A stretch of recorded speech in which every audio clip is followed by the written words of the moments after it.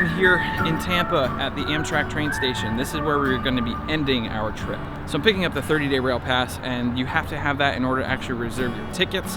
And then we're actually going to reserve like the first 3 legs of the trip, so we definitely have seats on a train. We're not doing all this for nothing, because if we don't have seats, the trip doesn't happen, and I'm stuck in Seattle. I am not traveling today, but I purchased a 30-day rail pass.